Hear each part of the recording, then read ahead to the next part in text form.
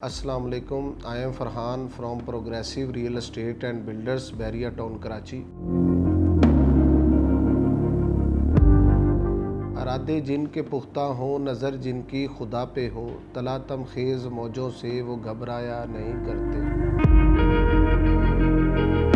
मैं बिल्कुल अपने जितने भी क्लाइंट्स बैरिया टाउन के जितने भी मेम्बरान हैं, जिन लोगों ने बहरिया में इन्वेस्टमेंट की हुई है, बहरिया पर एक एतमाद और भरोसा करते हैं, इंशाअल्लाह इनका एतमाद और भरोसा इस बहरिया टाउन पे मज़ीद आगे बढ़ेगा और ये मज़ीद इंशाअल्लाह बेहतर से बेहतर बनता जाएगा और तरक्की करता जाएगा। आप देखते होंगे कि बहरिया में कुछ मसले मसाइल हुए हैं, कुछ शरपसंद अनासर की वजह से इस एक बेहतरीन सोसाइटी को प्रॉब्लम की गई है। बेहतरीन सोसाइटी को प्रॉब्लम क्यों की जाती है? ताकि लोग आगे ना बढ़ें, लोगों को अच्छा इन्वायरमेंट ना मिले, लोगों का लिविंग स्टैंडर्ड चेंज ना हो। ये लोग सिर्फ़ और सिर्फ नुकसान पहुंचा सकते हैं, इसका अच्छा नहीं सोच सकते। इसलिए इस सिस्टम में सिर्फ हमें ये सोचना होगा कि हमें बेहतर से बेहतर कैसे करना है।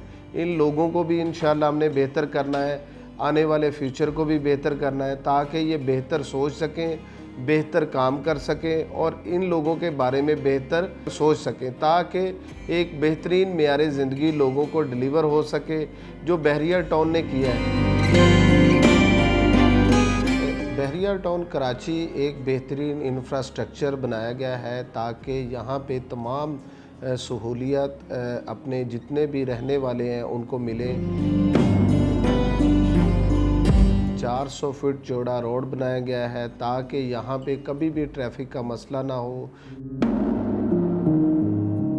सिक्योरिटी का मसला ना हो, रहने वालों को एक बेहतरीन मेयार ज़िंदगी डिलीवर की जाए, ना लाइट का मसला हो, ना पानी का मसला हो।